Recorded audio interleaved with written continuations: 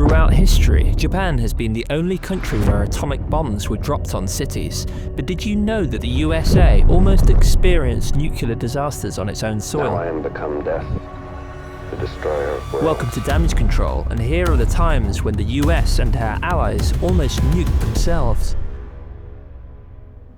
May 22nd, 1957, New Mexico, USA. The morning sun glints up the metal fuselage of the intercontinental bomber B-52. The 6 propellers and 4 turbojet engines propel a massive aircraft with a deafening roar throughout the sky. Inside the cockpit, the pilot calmly scans the endless expanse of the azure blue. For this seasoned aviator, the flight is just a routine mission. The weather is perfect, the sky is clear, and the wind is light. Despite the plane's structure creaking and bending under the pressure of the temperature changes, the pilot remains unfazed. It's all in a day's work for him. However, the B-36 wasn't carrying any cargo. This aircraft, nicknamed Peacemaker, was designed to carry nuclear bombs. This morning, it is transporting a Mark 17 thermonuclear bomb. This weapon, 7.5 meters long and weighing over 20 tons, is the pinnacle of the American nuclear arsenal. Its power is about 1,000 times that of the bomb dropped on Hiroshima 12 years earlier, making it unmatched. The B-36 mission is to deliver the bomb to Kirtland Air Force Base in New Mexico for decommissioning, meaning it will be taken out of service. For safety, the bomb is secured in the hold with a massive chain, which itself is attached to a cable locked by a latch. 11:48 a.m., 500 meters, or 1,040 feet in altitude. After an hour and 20 minutes of flight, the B-36 is nearing its destination, Kirtland Air Force Base, a few miles from Albuquerque. The pilot takes control, makes a graceful quarter turn and begins the descent. In the hold of the aircraft, navigator Bob Karp, one of the 2 military personnel responsible for the bomb's safety, meticulously follows the landing protocol. Suddenly, turbulence shakes the B-36. In the hold, Bob Karp loses his balance. He stumbles, and in a split second, a deafening creak is followed by a violent clank. Daylight floods the hold as the door is torn off.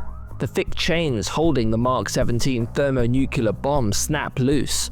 The worst has happened. As he stumbled, Bob Karp accidentally pulled the cable, triggering the release mechanism of the thermonuclear bomb. Freed from its restraints, the Mark 17 smashed through the bomb hold doors and plummeted into the void. On May 22nd, 1957, at 11:50 a.m., the most powerful thermonuclear bomb in America was accidentally dropped. Dick Mayers, a crew member, recalls the scene.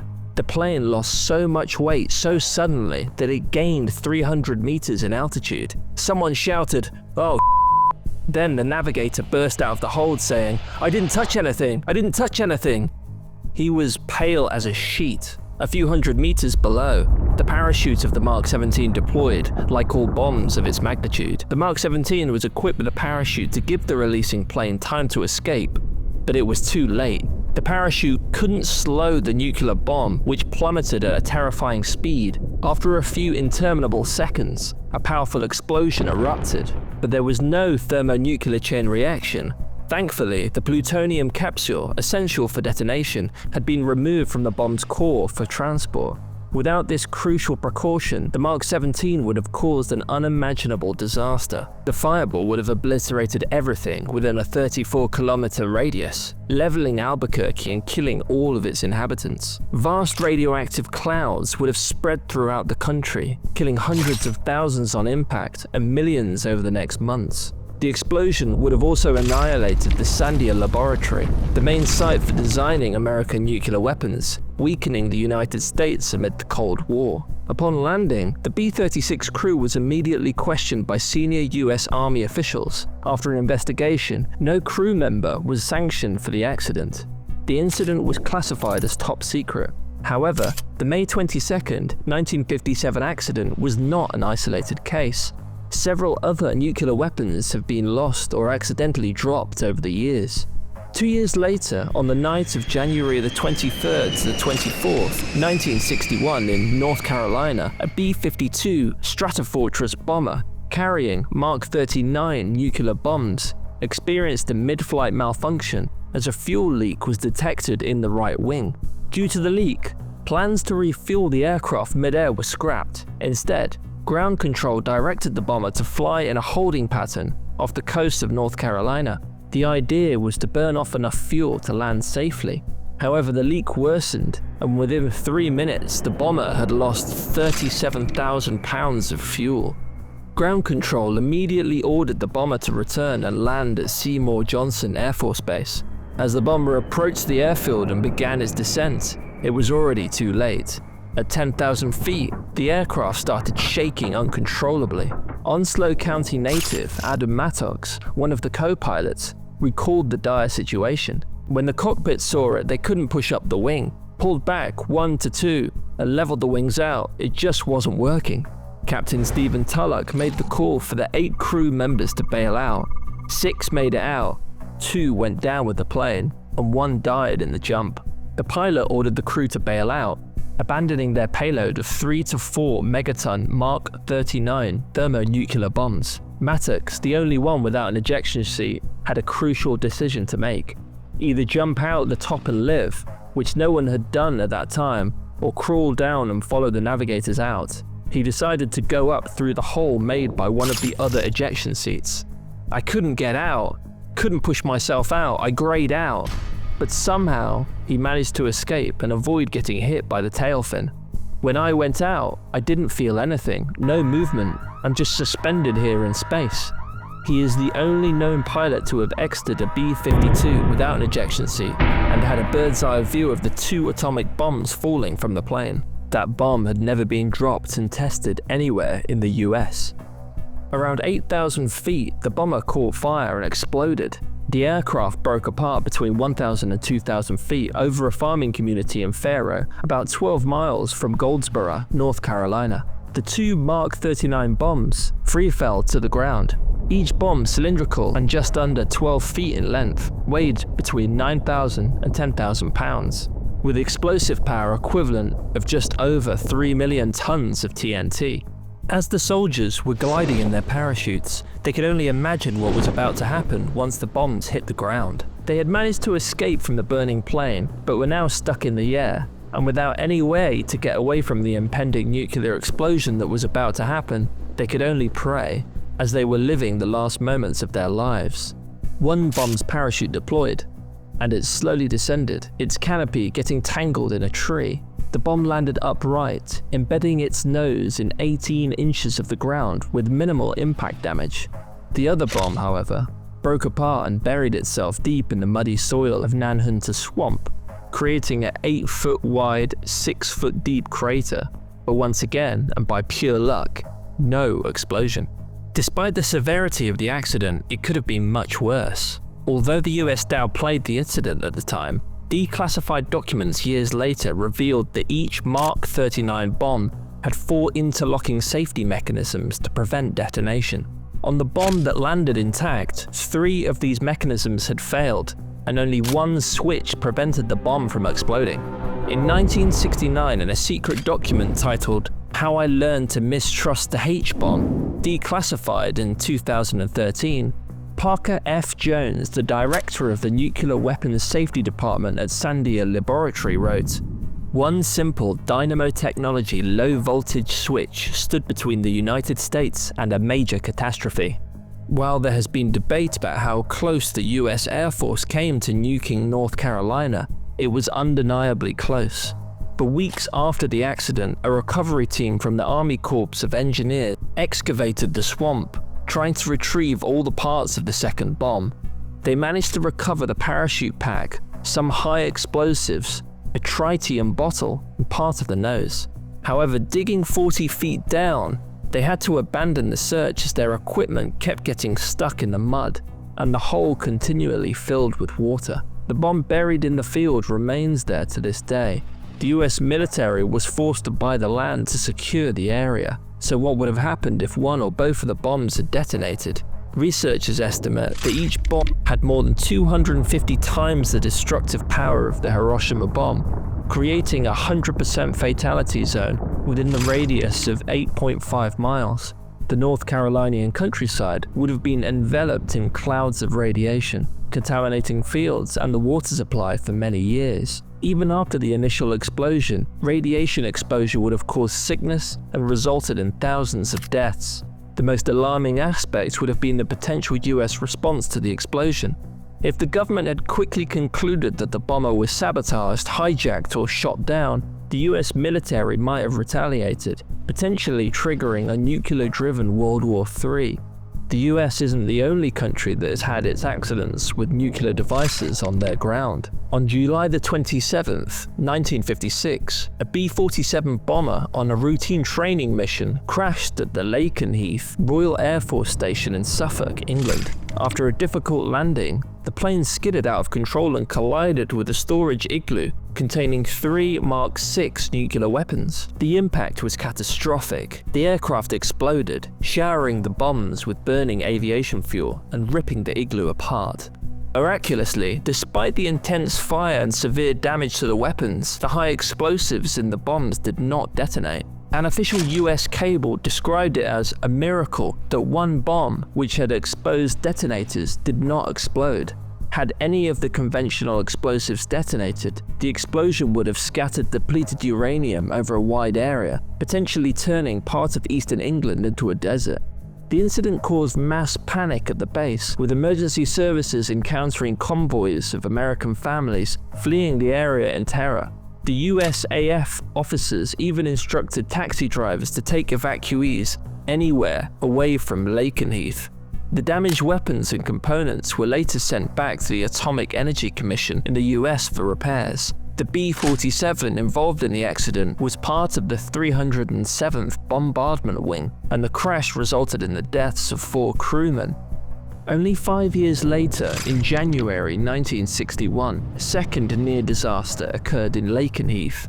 This time, parked US Air Force F-100 Super Sabre, loaded with a Mark 28 hydrogen bomb, caught fire. The fire started when the pilot accidentally emptied his fuel tanks while starting the engines. The fuel tanks ruptured upon hitting the concrete runway, igniting the aviation fuel inside. Flames quickly engulfed the nuclear bomb beneath the aircraft, leaving the weapon scorched and blistered.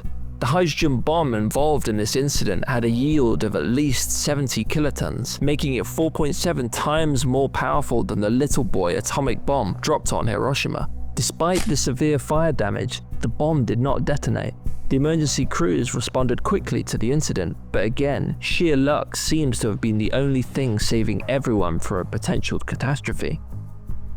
4 incidents involving nuclear devices within the span of 4 years should have prompted much stricter security protocols and improved aircraft safety. However, just 5 years later, Europe would find itself narrowly avoiding a nuclear catastrophe. On January 17, 1966, another B-52 bomber was on a routine mission over the Mediterranean. During the Cold War, the West and the East blocs were engaged in a frightening arms race. To retaliate against any Soviet attack, the Americans had developed a defensive plan, Operation Chrome Dome. 12 bombers equipped with thermonuclear bombs flew continuously, ready to strike the Soviet Union in case of aggression. The B-52 flying over the coast of the village of the Palomares in Spain was refueling in mid-air, but as the 2 planes maneuvered, the B-52 collided with the tanker, whose fuel tanks caught fire, which caused both aircraft to explode in the sky. 7 people lost their lives in the accident, and 4 thermonuclear bombs were dropped over Andalusia. The first bomb, with its parachute deployed, landed intact around 2 kilometers from the Palomares. 2 others crashed without parachutes, detonating their conventional explosives and scattered plutonium over nearly 260 hectares. 17,000 tons of radioactive soil had to be shipped back to the United States in an enormous cleanup, and decades later, there were still traces of contamination at the site. Many soldiers who participated in the decontamination efforts have suffered numerous health issues. The Spanish people had to wait 50 years for the Americans to finally agree to further clean up the contaminated land. As for the 4th bomb, it fell into the sea and remained missing. Initially, the American authorities denied the accident, but the local and then international press brought the incident to public attention. The Americans were forced to admit a few weeks later that they had lost a nuclear bomb, and that they would now make an effort to retrieve it. For 80 days, thousands of men 34 ships and 2 exploration submarines scoured the Mediterranean in search for the lost atomic weapon. Finally, thanks to the help of a local fisherman named Pakau, who had seen the device fall, the bomb was located almost intact 8 kilometers from the shore at a depth of 880 meters. This accident, the first to occur outside of US territory, tarnished the reputation of the Americans and caused significant diplomatic tensions. Several countries banned the US Air Force bombers equipped with nuclear warheads from flying over their territories. Despite the Palomares incident, Operation Chrome Dome continued. 2 years later, another B-52 crashed, this time over Greenland. January 21st, 1968, Arctic. A B-52 was flying over Baffin Bay in the middle of the polar night when a fire broke out in the cockpit. With no other option, the crew evacuated the aircraft in a panic. At 3:39 p.m., the plane crashed into an ice sheet just a few kilometers from the Thule Air Base in Greenland, 1,500 kilometers from the North Pole. The 4 thermonuclear bombs the plane was carrying were pulverized. Their conventional explosives detonated, spreading uranium, plutonium, and tritium particles over several thousand kilometers. The blaze, caused by tons of kerosene, created a grim scar over 700 meters long in the ice. The radioactive contamination was severe. Immediately, American and Danish authorities launched Operation Crested Ice to remove the contaminated ice before the ice sheet melted. But unlike the Palomares incident, the Arctic weather conditions were atrocious. Temperatures ranged between -40 and -60 degrees Celsius. Winds blew up to 150 kilometers per hour, and the Thule base was engulfed in polar night. The cleanup operation lasted 9 months and involved 700 people, often without adequate protection, to remove more than 2,100 cubic meters of contaminated ice. The ice was then stored in hundreds of containers to be transported to the United States. This new incident immediately ended Operation Chrome Dome and plunged the United States and Denmark into embarrassment. Officially, Denmark banned the presence of nuclear weapons on its territory, and it wasn't until the late 90s, after an inquiry commissioned by the Danish parliament, that it was discovered that the Americans had indeed stored bombs in Greenland. The investigation also revealed that the US Army had initiated Project Iceworm for no fewer than 600 nuclear missiles hidden several meters deep in the Greenland ice cap. Under the guise of scientific research, the Americans had built a military complex under the ice. The secret base consisted of 21 tunnels with a total length of 3 kilometers and was powered by a miniature nuclear reactor. Due to the shifting ice, the Americans were forced to abandon Project Iceworm in 1967. However, the remnants of the secret base still lie within the ice cap. If any of those nuclear devices were to have exploded, as we imagined, the consequences would have been catastrophic. The immediate explosion would have released immense amounts of radiation, melting the ice and creating massive radioactive crater. This would have unleashed a torrent of contaminated water in the surrounding environment, poisoning the delicate Arctic ecosystem. Wildlife would have suffered devastating losses, and the local Inuit populations would have faced severe health issues from radiation exposure. Long-term effects would have included persistent contamination of the ice and water, leading to bioaccumulation of radioactive materials in the food chain. This would have resulted in chronic health problems for both humans and animals. The spread of radioactive particles by wind and water currents could have extended the contamination far beyond Greenland, affecting global weather patterns and ecosystems. But the most terrifying fact is that it might soon resurface. Some experts estimate that with climate change and the melting ice, the secret base could reappear. The most dangerous aspects of all of the radioactive material stored there could also come to the surface. Since 1945, the United States has possessed nuclear weapons and has since acknowledged 32 incidents involving them and admitted to losing 6.